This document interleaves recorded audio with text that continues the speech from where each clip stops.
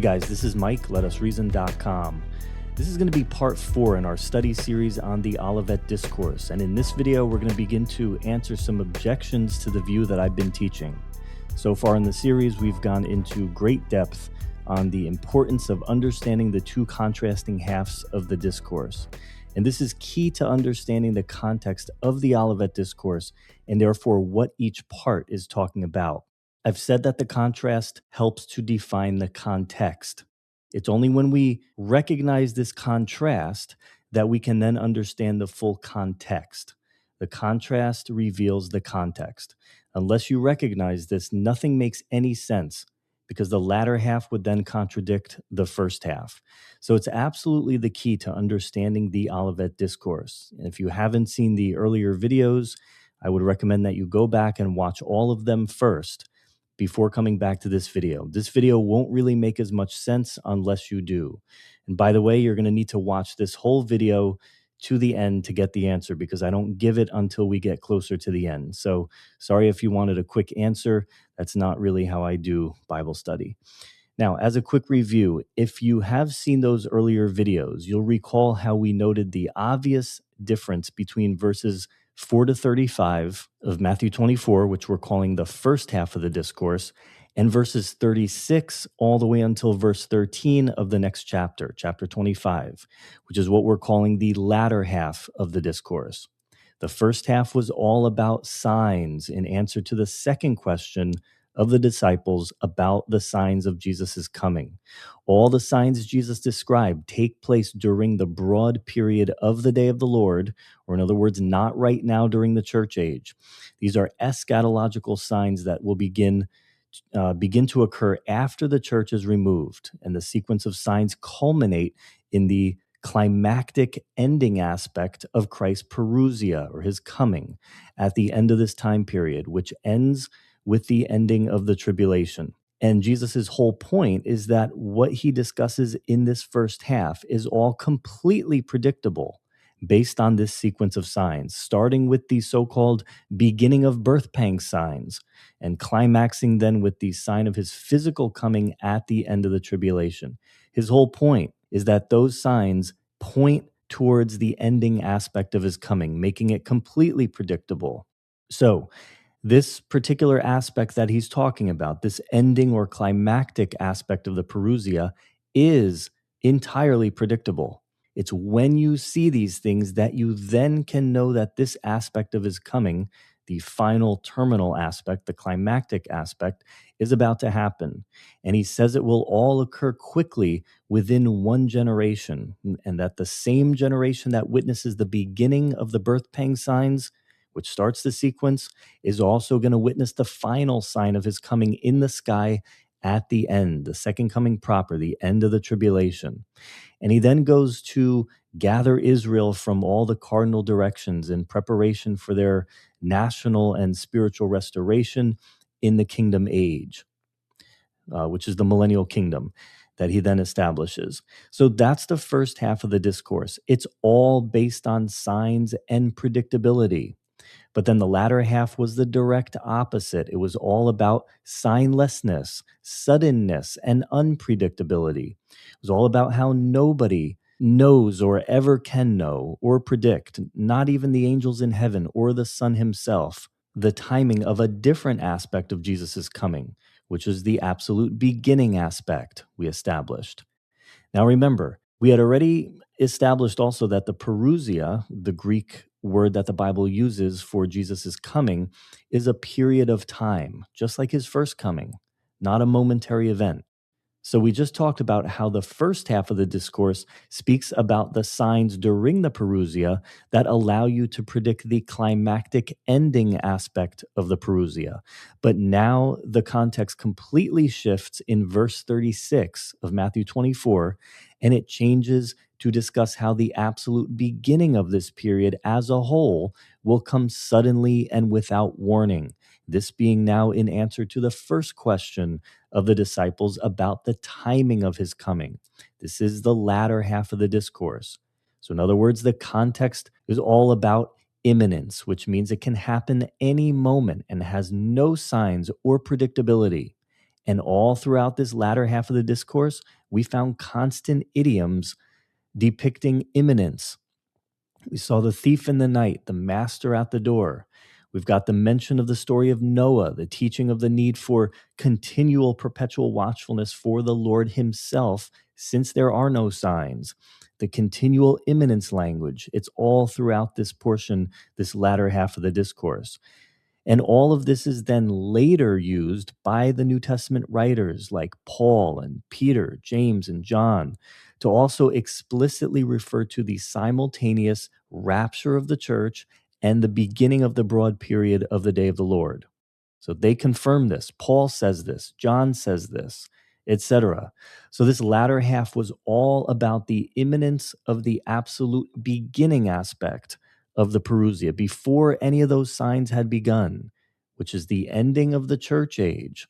That's the context, how it transitions into that sudden beginning. And it's described as being a time like any other. It's a time of relative calm, relative normalcy, where people are not seeing any signs. There's nothing out of the ordinary happening, but instead they're experiencing life as usual. They're going about doing regular routine activities of life, all right, like buying, selling, planting, reaping, marrying, giving in marriage, as Jesus says. Until then, boom, the sudden beginning of the broad day of the Lord comes out of nowhere. And the parousia, it begins completely without warning, without signs. But as we pointed out, a major theme of this latter half was the fact that at this time, there would be a separation of the righteous from the wicked, right? We talked about that in depth. The righteous would be removed or rescued at the rapture, and the wicked would be then left to face this sequence of Day of the Lord judgment signs that Jesus had detailed in the first half of the discourse. Jesus used the story of the flood of Noah, right? The days of Noah. And in other parallel accounts, the story of the days of Lot to introduce this teaching. He equivocates them, he uses them the same. Noah and his family, the righteous, were suddenly removed and rescued from the imminent judgment and placed into the safety of the ark on the same exact day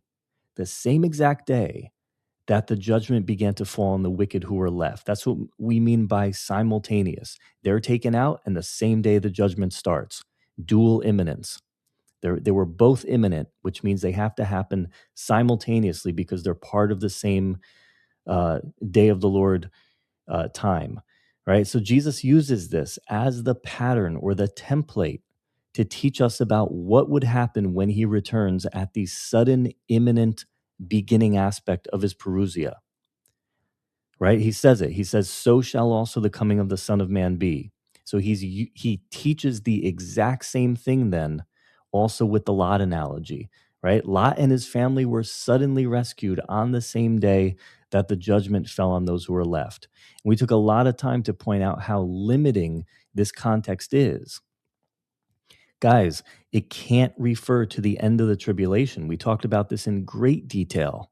It can only refer to what I've been saying, the absolute beginning of this period as a whole, the beginning of what we call eschatology, the absolute beginning of the end times, which is when the broad period of the day of the Lord begins, which is when the protracted period of the parousia of Christ begins, which is when the church is raptured. It's one singular moment in time. This all begins and kicks off. This must be the context of what this latter half is talking about. Because of all what we just summarized, we detailed this in depth. But for a quick review, this can only be the absolute beginning and not the ending of the tribulation, because everything Jesus says in this latter half of the discourse is completely incompatible with the end of the tribulation. Again, we talked about this in depth, but he speaks of a simultaneous rescue of the righteous and a judgment of the wicked at the beginning, keyword beginning, of a period of day of the Lord judgments. Now, that's the direct opposite of the end of the tribulation, which is the climax or the ending of a period of already ongoing day of the Lord judgments, not the absolute beginning.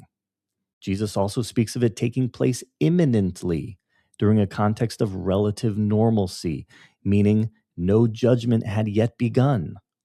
Obviously, by definition, that's not compatible with the end of the tribulation, of which nothing is imminent, but instead is a sequence of predictable signs. And obviously, it's not a time of relative normalcy where people are just going about all oblivious and caught up in normal life.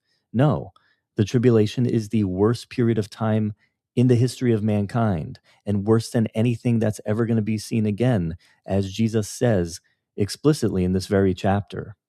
Jesus also says the wicked people on earth prior to the beginning of these judgments are completely unaware of what's coming, and they're completely taken off without any warning when it starts. But again, that's the direct opposite of the end of the tribulation, where the wicked have already been experiencing these judgments for quite some time, and they know exactly what's happening. We see this in Revelation 6, that the wicked verbally state that they're experiencing the wrath of God in the day of the Lord. So there's no unawareness, there's no confusion during this time. The wicked know exactly what's happening. We're told also in Revelation there's multiple angels literally circumnavigating the earth, speaking to people in all languages about what's happening. So there's no confusion. There's the ministry of the two witnesses, the 144,000, which are preaching worldwide, and the wicked are trying to kill them because of their message. What does that mean? That means that they know their message. So they're not unaware. And the wicked are preparing to fight the Lord physically when he comes back. I want you to think about that. We're told that in Revelation 19. How can you prepare to fight somebody who you don't even know is coming and then you get taken off guard completely without warning? Those things just don't go together. They don't mix. Logically, they don't go together. So all of this is layer upon layer of evidence from the Bible, from the text, that the wicked know what's happening and know he's coming. They're not taken off guard. They're just apostate and unrepentant. And Jesus also says the righteous will experience none of the judgments. Just like Noah didn't feel one single raindrop, Lot didn't feel one splash of fire and brimstone. They were removed prior to the beginning of the judgments. That was a big part of his whole point of why he even used those analogies. And it's even more explicit in Luke's account, where the angel tells Lot that they can't begin the destruction until the righteous are removed. It's explicit in both accounts, Noah and Lot, that as soon as the righteous were removed to safety, that same day, immediately after that, was when the judgment started on those who were left. So again, this is the template, the pattern for the parousia, I like to call it. This is the only template that Jesus gives us for understanding his parousia. And it's absolutely explicit in the Luke 21 account, where it says the righteous can avoid entering this period and experiencing these judgments. We talked about that in the last video, or last two videos, especially I think the second one in the series is, I think, when we spent most time on it. But this obviously means that the context is speaking of the time immediately before any of these judgments begin. How can you avoid entering into a period if you're already in it? It has to be talking about right before it starts. And that's completely consistent with everything I'm saying. So Revelation makes this explicit also, tells us that many people who turn to Christ during that time will be put to death. They're going to experience these judgments, at least to some degree, in many cases to a great degree. So again, the Luke account doesn't match with that. It's saying you can avoid all of those things. So again, all of these context points act as guideposts that absolutely force us to the understanding that the latter half of the discourse is speaking of the absolute beginning of the period of the broad day of the Lord, the beginning point, when the parousia starts, when the righteous church is raptured. And so then we shouldn't be surprised at all that the next thing Jesus says in the Matthew account, after the Noah and Lot analogy, relates to this separation of the righteous and the wicked. Immediately after using the Noah story as the pattern for his parousia, he then says in verse 40, "Then shall two be in the field, The one shall be taken and the other left. Two women shall be grinding at the mill. The one shall be taken and the other left.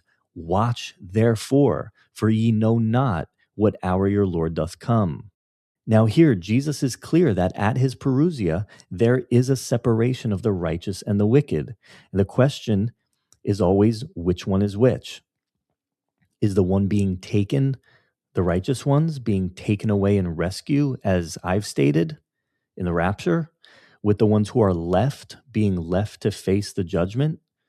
Or is it the other way around, as many pre-tribulationalists who say that the rapture is not in the Olivet Discourse, which is kind of the mainstream view or the larger view, unfortunately, have claimed? They say that the context is not the beginning of the parousia when the rapture happens, like I say, but rather is the end of the parousia, the end of the tribulation. And the one being taken is taken in judgment, while the other one being left is the righteous one being left to enter the blessings of the millennial kingdom. Well, guys, I've already given you some of the evidence, which is why I've laid it out like this, and took some time in this introduction to give you some of the evidence that this must be discussing the rapture at the beginning of the broad day of the Lord and not the end of the tribulation. I've given you an overview of the context guideposts in what Jesus said. I've referred to how this would make no sense, since the latter half is completely contradictory to the first half, meaning that they must be speaking of different things, different contexts, right? The ending of the parousia versus the absolute beginning. I've already mentioned how, of course, this is the case, since the first half answers the disciples' second question, while the latter half answers their first question. And so all this makes perfect sense when you rightly divide it the way that I've tried to show you throughout this teaching series and as a quick review just now. But it all makes zero sense, and it actually is contradictory if you embrace the commonly held view that I just described, that somehow supposes that the latter half speaks of the same context, the end of the tribulation, as the first half. Now, if this common interpretation is correct, then of course everything I'm teaching about the context of the Olivet Discourse, about the two obvious contrasting halves of the discourse, and everything that goes along with it, all has to be wrong. And let me say first, as we enter into this, that this is a major topic in my book, The Missing Key in Dispensational Eschatology. And many of the videos on my channel deal with it in different ways, right? This general topic. Now, of course, I can't fully refute that common interpretation in this video alone. There's so much more to say. And that's not the point of the video, but I do a thorough job of it in my book. So if you reject what I'm presenting in this video series and you think that's all the evidence, no, that's not the case. It's a 300-page book full of many things that I haven't mentioned here. It addresses all of this in a much more systematic way, not just focusing on the Olivet Discourse either. So if you'd like to look further into the topic and much more, you can pick it up on Amazon or Prophecy Watchers. Or if you'd like a free option, I'll pin an article that I wrote on this topic underneath the video. But at any rate, in this particular video, we're going to deal with one particular objection to the interpretation I advocate. It involves a passage in Luke 17, 34 to 36 that parallels Matthew 24, 40 to 41, which is the passage that we just looked at with the ones taken and ones left. Now, although Luke 17 is not technically the same discourse, it's not the Olivet Discourse, technically, it does involve the same subject matter that Jesus teaches in the Olivet Discourse about his parousia, about the day of the Lord. All right. You're going to see that it has the same information, a lot of the same information anyway, and a similar flow to it, although it's less orderly and it's less detailed than the later Olivet Discourse, which is much more detailed and structured. So let's take a quick look at this passage and try to understand this objection and see if it's really valid. It says this, and again, it parallels the part of the Olivet Discourse that we read earlier.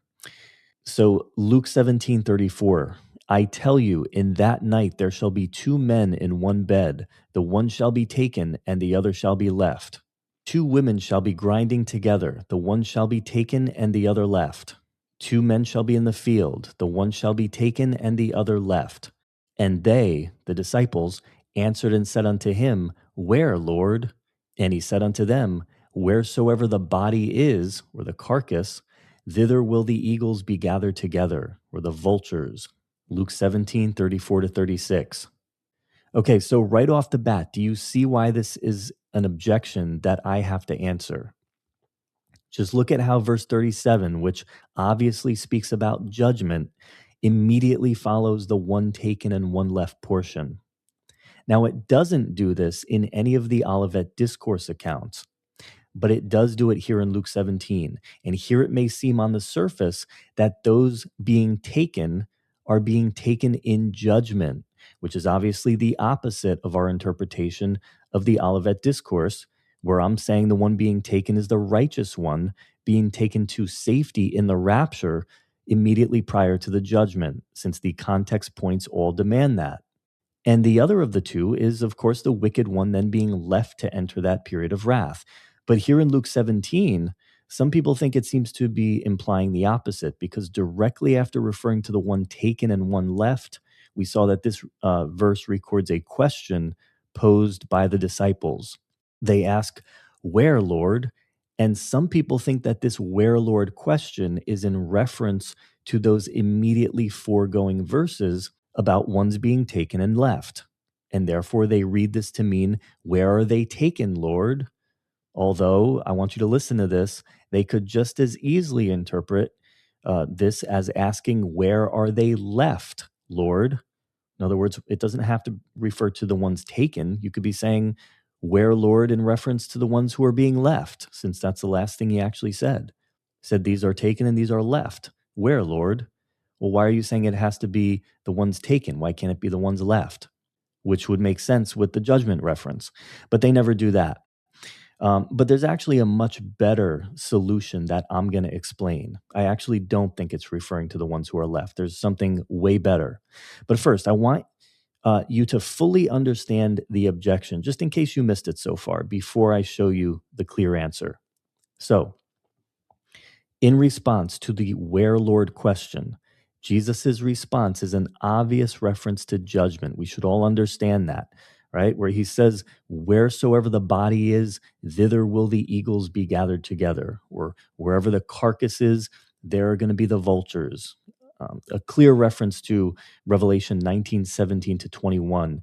And the birds of prey, which most translations say vultures, not eagles, that are going to gorge on the wicked enemies of God who are going to be destroyed at the end of the tribulation, at his second coming proper. This is a clear reference to Revelation 19, which talks about this supper, this dinner of piles of dead bodies of the wicked that the vultures are going to feast on at the end of the tribulation. It's one of the two suppers that you don't want to be invited to. You want to be at the marriage supper of the Lamb.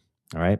So let's refresh our memories with this passage. It says, And I saw an angel standing in the sun, and he cried with a loud voice, saying to all the fowls that fly in the midst of heaven, Come and gather yourselves together unto the supper of the great God, that ye may eat the flesh of kings, and the flesh of captains, and the flesh of mighty men, and the flesh of horses, and of them that sit on them, and the flesh of all men, both free and bond, both small and great. And I saw the beast and the kings of the earth and their armies gathered together to make war against him that sat on the horse and against his army. And the beast was taken, and with him the false prophet that wrought miracles before him, with which he deceived them that had received the mark of the beast, and them that worshipped his image. These both were cast alive into a lake of fire, burning with brimstone. And the remnant were slain with the sword of him that sat upon the horse, obviously referring to Jesus, which sword proceeded out of his mouth, and all the fowls were filled with their flesh. Revelation 19:17 to 21. So you can see the very clear connection here. That's obviously what Jesus' answer referred to. And so based on this, the people who disagree with what I'm presenting in this video series conclude that Jesus' mention of ones being taken and left cannot refer to the context that I'm claiming, which is the beginning of the Perusia and broad day, since that supper for the vultures is an end of the tribulation event, and it's obviously in judgment. So, if you accept that the where Lord question relates to the ones being taken, remember we said there doesn't have to be that, but if you make that assumption, not the ones being left, then those being taken can't refer to the righteous church being taken in judgment at the rapture, because they think Jesus answers the where Lord question by saying that they're taken in judgment to where the vultures are feasting on the corpses of the dead wicked at the end of the tribulation. So I hope you can see their argument. But this argument is very easily defeated on numerous grounds, which I'll take you through here. And I have a bunch of refutation points that I'd like to go through. Now, let's just get right into it. So, refutation point number one, I'm calling it this argument promotes the fallacy of the exception.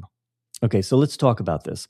So, the fallacy of the exception usually shows up as a mix of two or more formally named fallacies. One is called cherry picking, and the other is the fallacy of the lone exception. So, what are these? Well, cherry picking is when you select a small piece of contrary evidence while completely ignoring the overwhelming body of evidence that does support a given conclusion. So, you're using that one small outlier to overturn the whole case. That's classic cherry picking, and it's a logical fallacy. Now, the other is the fallacy of the lone exception, which is a special case of cherry picking where a general rule or a pattern, sort of like the pattern I've been presenting here, is rejected because of a single exceptional case, especially one that's ambiguous or possibly misinterpreted or difficult to understand. An example of that is saying gravity must not exist because helium balloons go up. Well, the reality is the exception doesn't disprove the rule, it just needs some explaining. There's also another fallacy that often works its way into this, which is called the fallacy of misplaced burden of proof, where instead of requiring strong evidence to overturn the entire larger body of strong agreement, the skeptic instead will demand that the whole case will collapse unless every single detail is perfectly explained. That's logically backwards. It doesn't work that way. And it's exactly what skeptics here try to do with this, because they never even attempt to argue against the larger body of evidence, the larger consistent pattern across numerous passages that I present concerning the context. They simply can't argue against that. There's no way to. So they think that by bringing up this little one argument is enough to cause what I'm claiming to collapse. But again, it doesn't work that way. That's a logical fallacy. I may have to do some explaining to address this apparent exception or contradiction or whatever you want to call it, objection, which I will. But even if I couldn't, that objection alone would not be sufficient to overturn my case. So this argument doesn't actually do them any good because they still face the problem of the context in every parallel account. All the Olivet Discourse accounts, all the other accounts where Jesus speaks of his coming, and then all of the subsequent New Testament accounts that follow the Gospels, where the writers speak of the rapture by using the same language as Jesus here in these passages. Aside from this one supposed problem in Luke 17:37, all the other evidence, which is extensive, which I've shown you throughout this series, very clearly shows a rapture and beginning of the broad day of the Lord context for all of these parallel passages. Again, Luke 12, here in Luke 17, all the rest of it. Luke 21, Matthew 24, Mark 13. Guys, they all use the same exact imminence language. They contain the same imminence allusions that must all be consistently interpreted. So, in other words, it seems that the entire forest is telling the same story except for one little tree that seems to be saying something else. Well, is the entire forest wrong? Or is it that one little tree that's maybe being interpreted incorrectly? Well, if the entire forest is wrong, meaning all these parallel passages that all say the same thing and give the same clear context, and then the later New Testament authors all interpret them the way that I'm telling you, if that's wrong, then there is no consistent way to interpret these passages in any way that aligns with these later mentions in the epistles. Where again, Paul, Peter, James, John, they're all using these same allusions. They're using the same imminence language, these same parabolic imminence examples of the thief, the master returning home, to clearly refer to the rapture and beginning of the broad day of the Lord. So, put another way, interpreting the forest through the one little tree that seems to be saying something different is how you destroy the entire forest. It's not how you make it harmonize. N- No, you're destroying the entire forest. And that is that how we really do hermeneutics? No, I don't think so. It's not. So you can't simply defeat the unified context in all these instances by bringing up this one single sort of obscure reference that may not even be referring to what you're claiming, right? Like I said before, it could easily, just as easily, maybe even more, be a reference to the people who are left, not the people who are taken. And that would align with what I'm saying. So the evidence is still against them in a major systematic way. But we will find that even this objection is misplaced. So that's my first refutation point. Refutation point number 2 is the Greek doesn't support it. And I discussed this in great detail in a video that I did previously, but that I'm actually putting into this Olivet Discourse playlist because it fits so well. I'm going to put it at the end. Maybe some of you guys watched it. It's called 7 Reasons the Pre-Trib Rapture is in Matthew 24. If you can believe it, I actually break down a lot of what we discussed in this series in even greater detail in that video. And I give additional evidence that we actually didn't discuss here or didn't spend much time on. This is actually one of the points I haven't even mentioned yet in this series. I'm not sure I even mention it in the book. Now, honestly, there's so much to this that I could write a second book, but let's just discuss this now. All right. So people who disagree with me and they embrace the interpretation that this is an end of the tribulation context and has nothing to do with the rapture, the people who believe that the wicked are the ones being taken in judgment, and the righteous are the ones being left to enter the blessings of the millennium, these people use an argument that completely falls apart when you look at the underlying Greek. I want to explain that to you right now, because when you look at the Greek, not only does it end up pulling the legs out from under their argument, but it actually acts as an additional positive evidence point for what I'm trying to present. So let's look again at this passage in Matthew's version of the Olivet Discourse, where Jesus is communicating the same thing that we looked at earlier. But I'm going to include the previous 2 verses also for context. And the reason I'm using the Matthew account here on a video that's supposed to be about Luke is because the critics who I'm talking about look at the word taken in Matthew because the English translates it that way there, but it actually doesn't in Luke 17. I'll tell you what I mean in a moment. But even that fact undermines them a bit. But they believe the word taken, as in one will be taken, connects with how verse 39 had said, the flood came and took them all away, meaning that obviously it would be the wicked ones taken to judgment, not the righteous ones taken in rapture. So, in other words, they think this because the English translates both of these Greek words as the same English word took or taken in the Matthew account. And so in English, it's easy to make that false connection. They're connecting those two, thinking it's the same group. That because one is taken in judgment, right? The flood took them all away. That now, then, when it says one is taken and one is left, that the one being taken is also one being taken in judgment. But that's a false connection based on the English translation of 2 different words in the Greek. Guys, these are 2 completely different words. The word for took in verse 39, where it says the flood took them all away, is the Greek word airo, while the Greek word for taken in verses 40 and 41, when it says the ones taken from the field and the mill, is paralambano. 2 different words, and they're talking about 2 different things. So that's a false equivocation.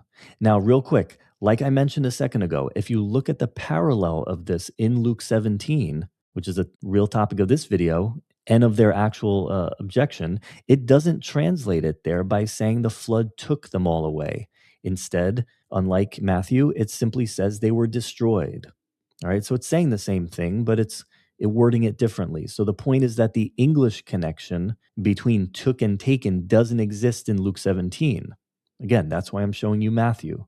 But the same people who make the objection I'm addressing in this video also often say this using the Matthew account. So I want to show you the Greek and how it actually fails to support their view, but greatly supports a rapture view. So I'm going to show you this in the Greek. So let's look deeper into airo and paralambano, and you'll see that these Greek words actually support what I've been telling you about the context shift that we've been pointing out in verse 36 for the latter half of the discourse. And paralambano fits much better with a pre-trib rapture interpretation for those who are taken rather than the interpretation that they get taken in judgment. In fact, I'm actually going to begin with an excellent quote by a post-tribulationalist, believe it or not, Robert Gundry. And he does an incredible job in this quote demonstrating why the pre-tribbers who disagree with me on this are wrong.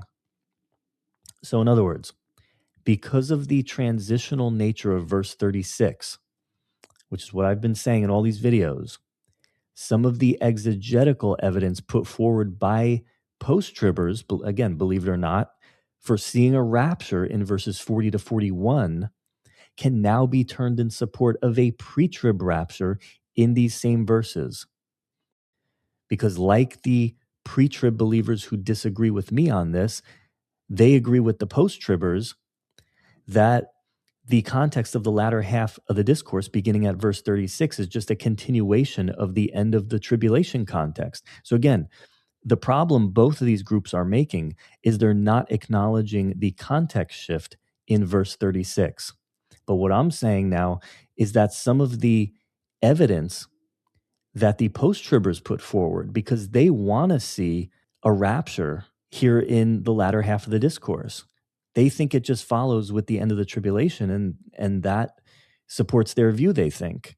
But the pre-tribbers, what a lot of them will say, the ones who disagree with me, is that no, the rapture is not in any part of Matthew 24. So their whole goal is to deny that the rapture is found anywhere in Matthew 24. But yet, the post-tribbers are correct in some of the points that they make, identifying that there definitely is a rapture here in the latter half of the discourse. Now, they also thought it was earlier in verses 29 to 31, the regathering of Israel, which we know is a regathering of Israel, because the Old Testament talks about it in those exact same language. They think, the post-tribbers think that regathering refers to the rapture of the church, but it clearly doesn't. All right. But they think it then continues now into this section, the latter half of the discourse, that I'm saying is a rapture, but is a pre-trib rapture. They're saying, oh no, it just keeps talking about the same regathering, which happened after the end of the tribulation. All right. So I hope I'm not confusing you guys more. But Gundry says this: two different words appear for the action of taking, airo in verse 39 and paralambano in verses 40 to 41. The same word could easily have been employed by Jesus had an exact parallel between the two takings been intended. Instead, we have the employment of another word, paralambano, which only 2 days later describes the rapture in John 14:3. The apostles would naturally have associated the two expressions. Jesus probably so intended, else he would have drawn a distinction. In light of this, the change from airo to paralambano indicates a change in topic and connotation. The former term refers to judgment, similar in unexpectedness to the flood. The latter to reception of the saints at the rapture, to be forever with their Lord. Confer with 1 Thessalonians 4:17 and John 14:3. So Gundry says a lot of good things here, but the evidence point that I want to focus on is his reference to John 14:1-3 as a supporting passage that shows paralambano is used to refer to the rapture, non-debatably. A day or two after giving the Olivet Discourse. Guys, you realize John 14, 1-3 only took place like a day or two after the Olivet Discourse.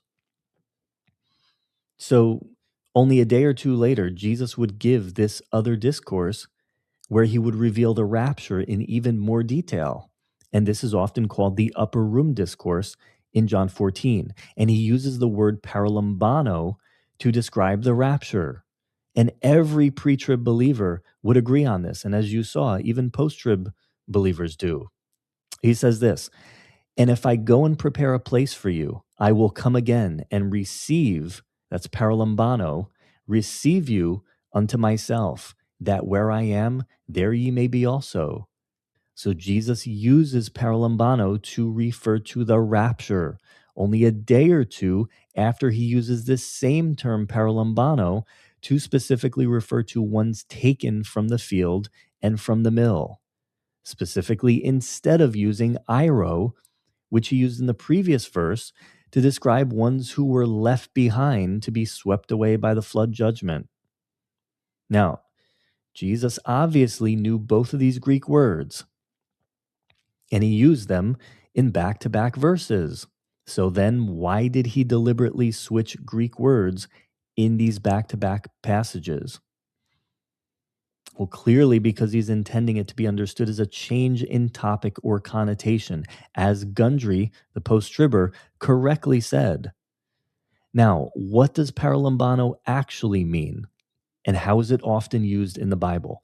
Does it always mean something positive or always something negative? Well, it can be used in either sense. And so then we have to understand it according to the context in each location where it's found. But generally, in fact, overwhelmingly, it's used in a positive sense. Paralambano means to take to or with oneself in the sense of accompaniment. And it's almost always used in a positive sense, right? Like generally, the thought is that it's taking somebody with you for close fellowship. It's, I'm going to paralambano you to the mall with me to go shopping. I'm going to paralambano you with me on vacation or to go out to eat, right? It's generally a positive act, an act of friendship or relationship. But since it technically can be used either way, then context, of course, has to be the ultimate deciding factor in each place we find it, right? And yet again, the overwhelmingly positive uses do support the view that I'm presenting. And we do have strong contextual evidence, right? We said we have to, the ultimate determination is the context. Well, we do have very strong contextual evidence here for the view that I'm presenting, which is what I've shared with you the earlier videos. But I want to share with you further evidence that, in my mind at least, absolutely is a clincher for this. And I think that you're going to find it to be as well. We've talked about paralambano, the word for taken, but let's also look at the Greek word translated as left in these verses, those being left in the field and at the mill. This is the Greek word aphemi. And it's very, I think, persuasive to note that elsewhere in Matthew's gospel, when it's used, this word aphemi, to refer to a person, it takes on the meaning of abandonment, to abandon or to forsake, that they're forsaken or to be left out, right? You might think of left behind. These are people who are being aphemied. And there's about 8 examples of this. Matthew 4:11 and 22, 8:15, 13:36, 19:29, 22:22 and 25, and 26:56. There's others as well. And so this doesn't really seem to fit with the interpretation that those being left are being left out or abandoned or left behind or forsaken to enter the blessings of the millennial kingdom. That doesn't make any sense. That's backwards. And it doesn't fit with the way aphemi is used, especially in Matthew. Now, further yet, this word is used nowhere in the entire New Testament to describe what God will do to believers. It's just not used that way. But interestingly, on the flip side, it is used to describe what he said he will not do to believers. This is in John 14:18, where he says he will not abandon or aphemi us as orphans. He will not forsake us. He will not leave us. All right. It says this, I will not leave you as orphans. I will come to you. That's the NASB. And the KJV says, I will not leave you I will not leave you comfortless. But again, the Greek word comfortless here is orphanos, and it's where we get our word for orphan. So it's saying he won't leave us as orphans. And the word leave is a femi. So he's literally saying, I won't abandon you, right? Because what's an orphan? An abandoned child, basically. And so I think this really ends the debate. A femi is not something positive, and it's something the Lord said he specifically will not do to believers. So it really doesn't fit that he would use this word to describe the righteous believers who are being left to enter the kingdom. But to the contrary, it would perfectly describe the wicked who are being left or abandoned or forsaken to enter eschatological judgment. And so the Greek words show us that there's a lot of positive biblical evidence that paralambano is describing those being taken in the pre-tribulation rapture of the church, that those are the righteous ones who are being removed, rescued in order to then abandon the wicked to the day of the Lord judgment. And by the way, the parallel here in Luke 17 does also have the same words for taken and left in the Greek, a paralambano and a femi. Okay, that was refutation point number 2. Now let's move on to point number 3. And this is the real meat and potatoes of what I want to say in this video. This is really where we shed light on what the narrative is actually saying. This is really where we answer the question of this objection. And I'm calling this refutation point number 3. This objection is self-contradicting. So let's begin to look into this more deeply. Is there a chance that Luke 17:37, the passage in question here, is being incorrectly interpreted by these critics of the view that I present? Well, the answer is a resounding yes. In fact, the interpretation of the critics that I just explained would actually put the message of Luke 17 in total contradiction to the message of Matthew 24, where those same things are said. We'll find that Matthew 24, which again is a more detailed, more ordered version of what Jesus similarly taught here in Luke 17, actually gives us the very simple answer to this apparent dilemma. It's not really a dilemma, it's just an apparent dilemma. Okay? Matthew gives us the answer. And we shouldn't be surprised at this. This is how we always should interpret the Bible. When you're confused, what do? You look to the more detailed, more ordered parallel recording or similar mention in order to inform your understanding of what a confusing, less detailed, less ordered, kind of more obscure passage might be saying. And that's exactly the case here. So we're using a standard biblical hermeneutic to solve this supposed problem, all right? This apparent dilemma. So let's look back at these passages in question and compare Luke 17 to what's said in Matthew 24. So we see that Matthew records the reference to the vultures and the carcasses in the first half of the discourse. The first half. The half that focuses on the signs that take place during the broad period of the day of the Lord. It's here in verses 25 to 28. I want you to look closely at what these verses say. It says this, starting at verse 23, "But if any man shall say unto you, Lo, here is Christ, or there, believe it not. For there shall arise false Christs and false prophets, and shall show great signs and wonders, insomuch that if it were possible, they shall deceive the very elect. Behold, I have told you before. Wherefore, if they shall say unto you, Behold, he is in the desert, go not forth. Behold, he is in the secret chambers, believe it not. For as the lightning cometh out of the east, and shineth even unto the west, so shall also the coming of the Son of Man be. For wheresoever the carcass is, there will the eagles be gathered together."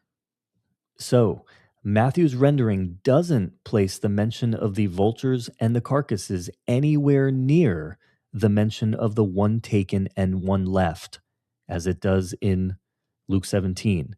Here, the vultures and carcasses are in the first half of the discourse, which relates to the signs during the broad day leading up to the ending aspect of the parousia, while the ones taken and ones left are mentioned in the latter half of the discourse, which relates to the beginning of the Parousia, when the rapture takes place as the broad day of the Lord starts. Now, look again here at this verse. How is the mention of the vultures and carcasses being used? Well, very clearly, it's being used as a geographic locator referring to the Son of Man's return at the end of the tribulation in the context of explaining how to identify the true Parousia, right? The true Messiah versus imposters. He says, don't go to some obscure places like deserts or secret rooms, which tells them to reject any concept of some kind of localized hidden return or some kind of secret, spiritual, mystical Messiah kind of figure. Interesting, which is like what the Gnostics would later teach, that it's a mystical, spiritual Messiah. Jesus is saying, no, it's going to be physical. It's going to be observable. He's saying, I'm actually coming and everyone's going to see it. That's clear because he also says, my coming is like lightning, which means everyone's going to see it. Everyone's going to see this aspect of his coming. And then he mentions the vultures and the carcasses, using that as an analogy to teach that basically you'll know where I am based on what's happening there. What's happening is Revelation 19:17 to 18, which is a part of the larger passage in Revelation 19 that we read earlier. There's a battle, a huge battle, the largest battle in the history of mankind. And Jesus is saying, I'm going to pile up my enemies for the birds to eat, and you'll see them circling. It's a geographic locator for this aspect of the Parousia. It's Jesus saying, you're going to know where I am based on where the slaughter is. He's saying the location of his coming is physical, it's geographical, it's observable, it's visible, and it's centered on a battlefield. It's not in some hidden room somewhere where everyone's going to see, nobody's going to see it. No, everyone's going to see it. And you're not going to need a GPS to locate it. It's going to be obvious and visible, not mystical, not some obscure location nobody knows about, where some people, well, you can't really convince me that he came because I didn't really know about it. I didn't hear about it. I didn't see it. No, he's saying it's going to be global, observable. It's going to come violently with a shaking. It's going to be unmistakable. I mentioned the Gnostics, but we can also talk about the preterists. Funny enough, this is a very strong contradiction to preterism, which basically says Jesus returned mystically in 70 AD, yet nobody saw it, nobody knew it, nobody recorded it historically that it happened. Nobody had any idea until these illuminated modern preterists decided to tell you that's what happened. Jesus' whole point here of using the vultures and the carcasses is to say it won't happen that way. Just look for the global epicenter of judgment. That's where he's going to be. That's what he's saying. All right? So that's clearly how it's being used in Matthew. So I want to now read you a quote from a scholar on this, Dr. John Hart, and then we'll talk about it some more. He says the following: Luke 17:34 to 36 parallels Matthew 24:41 to 42 about one who is taken and one who is left. But in Luke 17:37, the disciples ask the brief question, "Where, Lord?" Jesus replies with the proverbial statement, "Where the body is, there also the vultures will be gathered." Some pretribulationalists believe this verse confirms their interpretation in the Olivet Discourse that the one taken from the field or bed is taken in judgment. As such, they read the question, "Where are they taken for judgment, Lord?" However, the question could just as easily be understood, "Where are they taken for deliverance, Lord?" Or, "Where are they left for judgment, Lord?" Commentators such as Nolan favor the former and Geldenhuys the latter. Without excluding a possible allusion to judgment, a better suggestion is that the disciples meant, "Where are you to be revealed, Lord?" This understanding of Luke 17:37 fits the parallel passage in Matthew 24:28. I want you to hear that. This understanding of Luke 17:37 fits the parallel passage in Matthew 24:28, where the proverbial saying applies exclusively to the Parousia, 24:29 to 31. Marshall, another commentator, believes that Luke 17:37 refers back to verse 23. Men will tell you, "There he is," or "Here he is," not the immediately preceding context. So I hope you heard that. That is the answer to this video. I'm going to read it again to you. Luke 17:37, the vultures and the carcasses, refers back to verse 23, where it had said, men will tell you, there he is, or here he is, not the immediately preceding context. And I'll add that that's obvious because that's how Matthew records it. All right, Dr. Hart then continues. Verse 37 acts as a climax for the whole sermon and appears to summarize the broad central theme of Christ's return. As such, the proverbial saying about the vultures expresses the truth that the world will unmistakably know where the Son of Man returns. While the idea of judgment may be included in the disciples' question of Luke 17:37, the verse and its context do not confirm equivocally that the one who is taken in judgment. Okay, guys, so the simple logic that Dr. Hart pointed out is that the more detailed and more ordered Matthean recording in Matthew 24 actually gives us the answer to what Jesus meant in the less detailed, less ordered account of the same subject matter in Luke 17. Right? He's in the Matthean account we saw, and he said, the vultures and the carcasses are very clearly used to designate the location of the Son of Man's return. The point basically is you'll be able to know where his return is because of the visible presence of the circling of the vultures over the carnage. It's a reference to the supper for the vultures in Revelation 19, like we said, at the end of the tribulation. That's why he referred to the vultures. This is not debatable. It's right in the text. This is clearly how Matthew uses it. Now, consequently, if that's true, if Jesus in Matthew's account very clearly uses the vultures and carcasses to refer to the physical location of his return, then when we see the where Lord question in Luke 17, remember, where is a question of physical location. When we see that question in Luke 17, and then see Jesus answer it by referring again to the vultures and carcasses, then we of course have to interpret it exactly the same as the Matthew account. And when we do this, we recognize that the disciples' where Lord question did not relate to the immediately preceding statement about one's being taken and one's being left. Let me repeat that also. In Luke 17, the disciples' where Lord question did not relate to the immediately preceding statement about the ones taken and ones left. It referred all the way back to verse 23, which directly parallels Jesus' exact statement in Matthew, which related to the physical location of his return. So we're understanding the less ordered, less clear, less detailed Luke 17 account through the more ordered, more detailed, very clear Matthew account. That's a simple answer. And that's how we always do Bible interpretation. So let's now look at these two passages side by side to help you visualize this in a clear way. So in Luke 17, the where Lord in verse 37 is meant to be in reference to Jesus' earlier statement in verse 23 about the geographic location of his return.